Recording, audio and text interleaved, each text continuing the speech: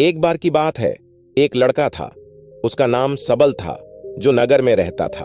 वह अपने जीवन से बहुत निराश था। उनकी निराशा का कारण यह था कि वह अब तक अपने जीवन में कुछ नहीं कर रहा था।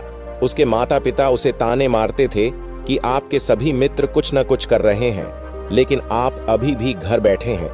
दोस्तों के बीच भी अक्सर उनका मजाक उड़ाया जाता था। वह कहीं जाता तो लोग उससे पूछते कि आप क्या कर रहे हैं। उसे यह बताने में भी शर्म आ रही थी। वह कुछ नहीं कर रहा था।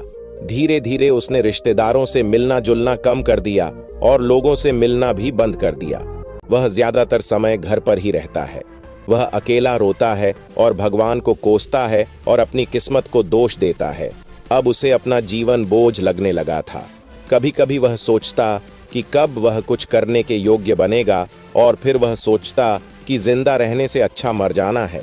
एक दिन वह अपने नगर की एक गली से गुजर रहा था। तभी उसने देखा कि एक उपदेशक दुख और परेशानियों पर उपदेश दे रहा है। वह भी उसी भीड़ में सबसे पीछे बैठ गया और गुरु के प्रवचन सुनने लगा।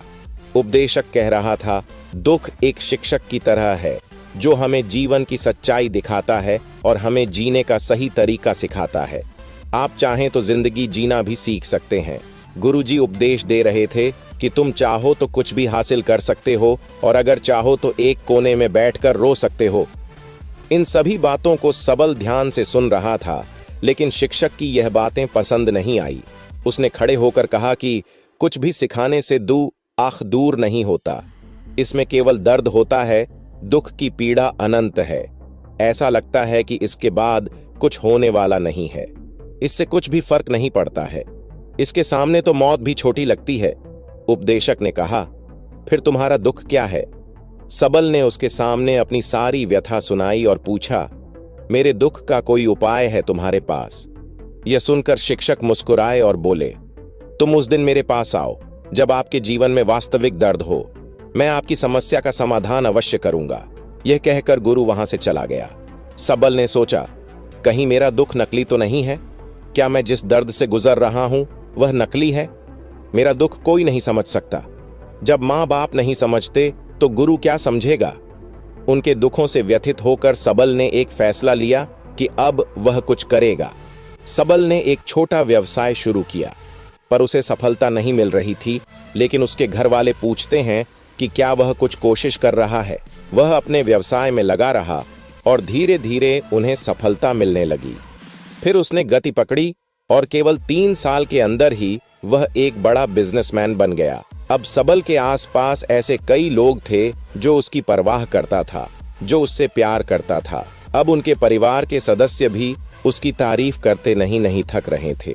दिन ब दिन उसके मित्रों की संख्या बढ़ती जा रही थी। अब वह अपनी जिंदगी से बहुत खुश था।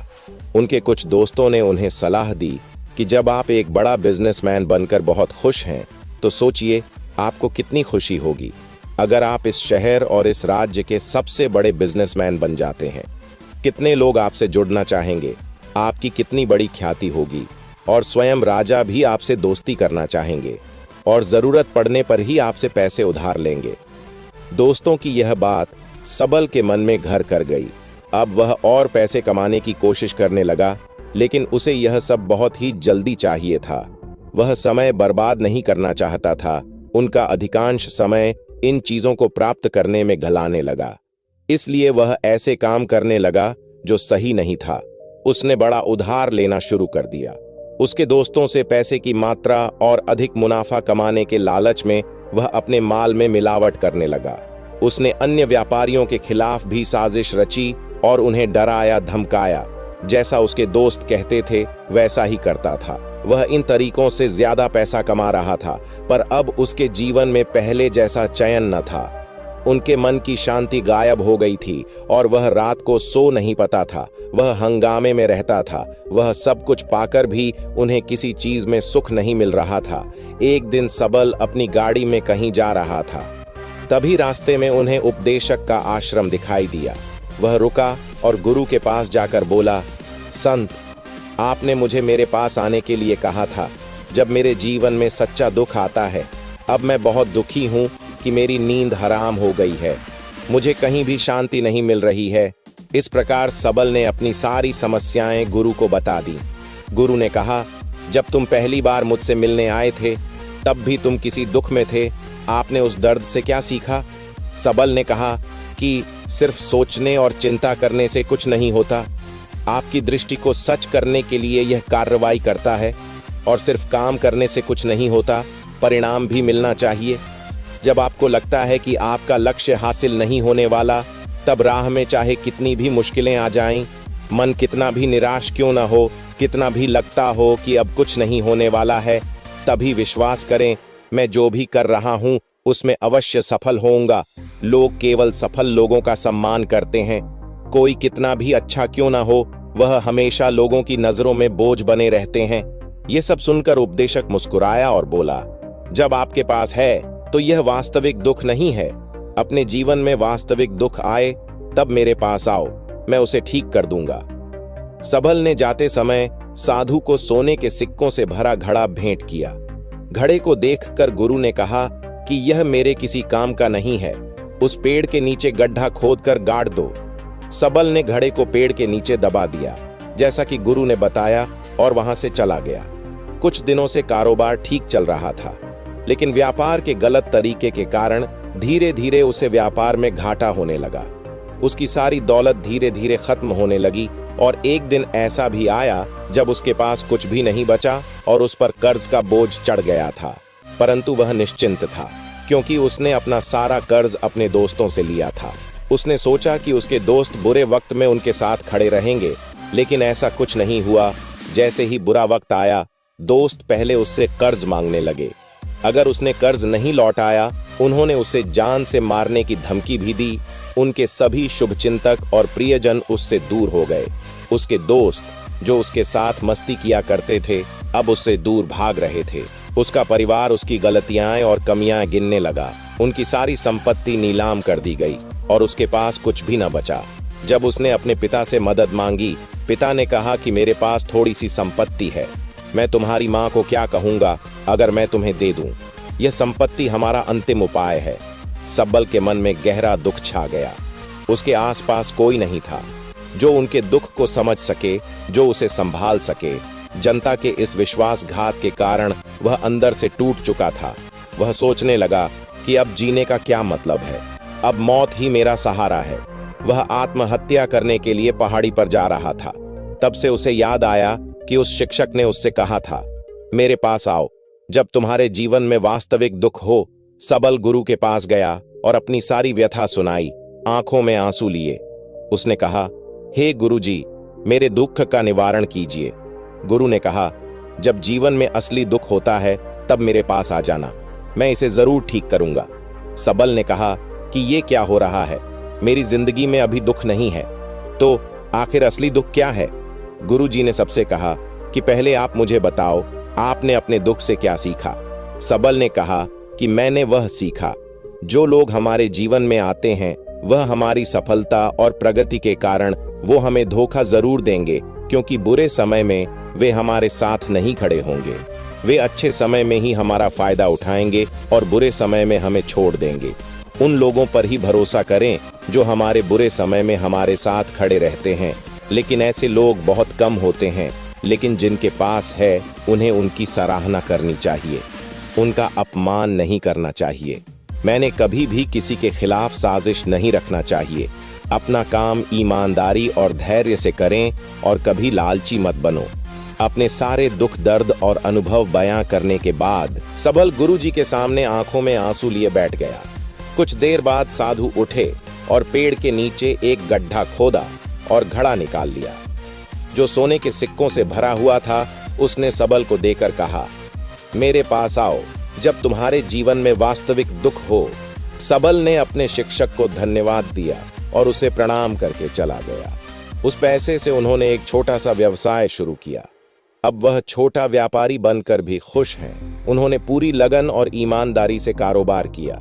जल्द ही वह अपने शहर का एक बड़ा व्यापारी बन गया। उनका जीवन सुख सुविधाओं से भरा हुआ था।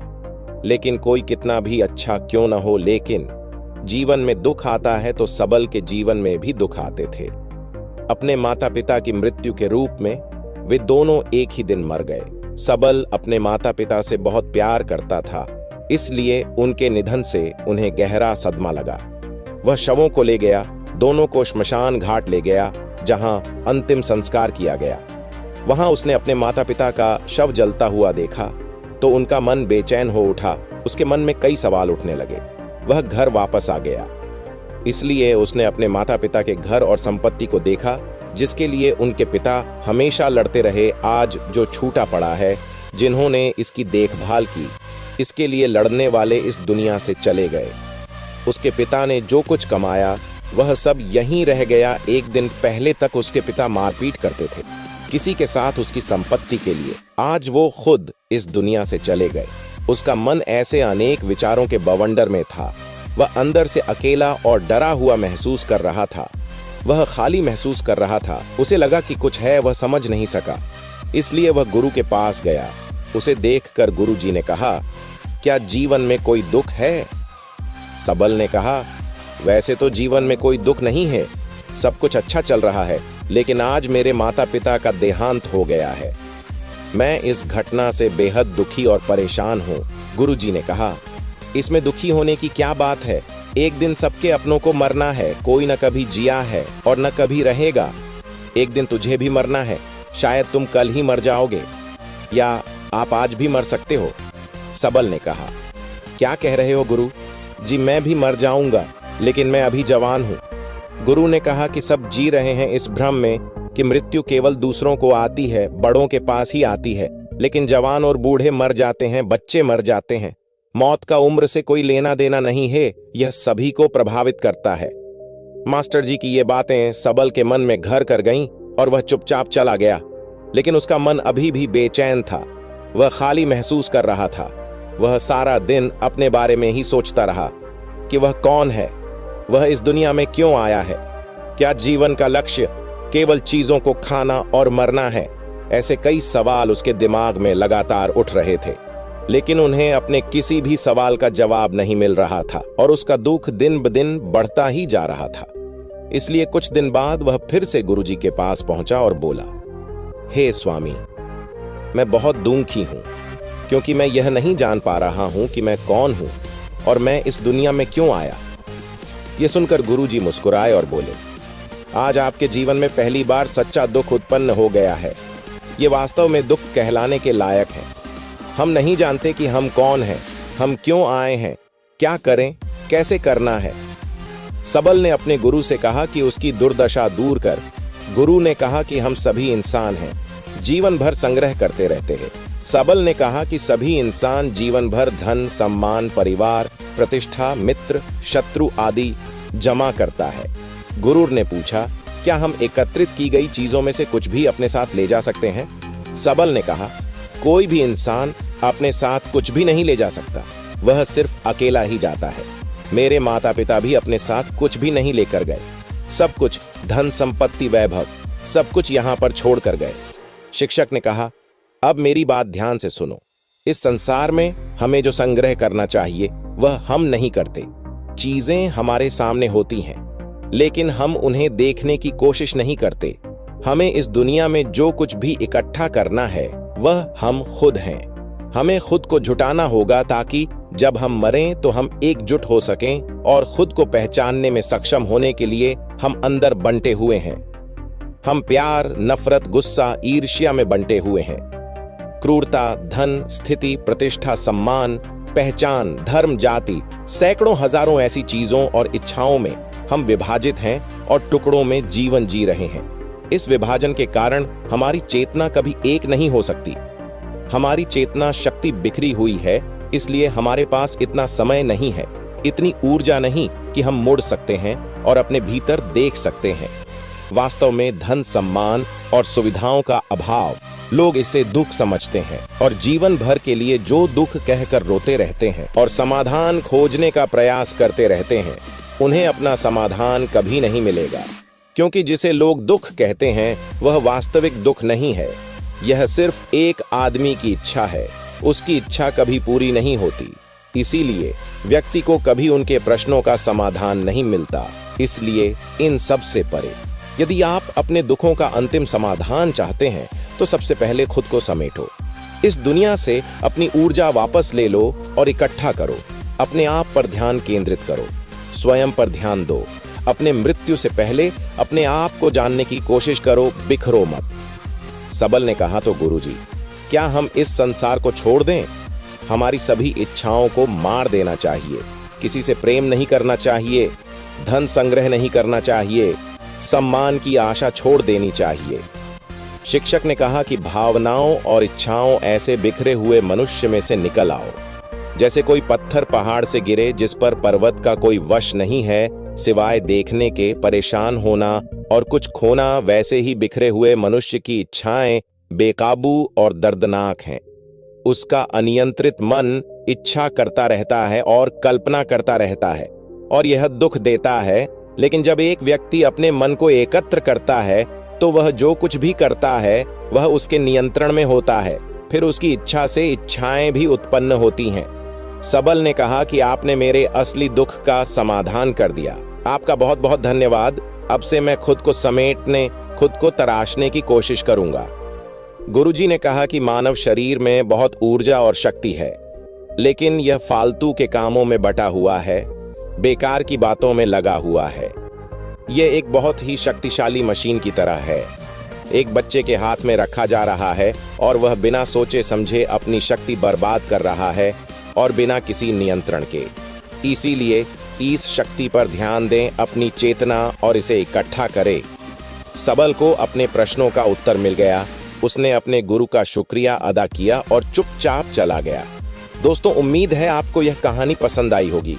अगर आपको यह कहानी पसंद आई हो तो अपने दोस्तों और परिवार के साथ जरूर शेयर करें। और हाँ, वीडियो को लाइक करके, चैनल को सब्सक्राइब करके, बेल आइकन को ऑल पर सेलेक्ट कर लें ताकि हमारी वीडियो की नोटिफिकेशन सबसे पहले आप तक पहुंचे। तो मिलते हैं किसी अगले इंटरेस्टिंग वीडियो में। तब तक के लिए बाय बाय।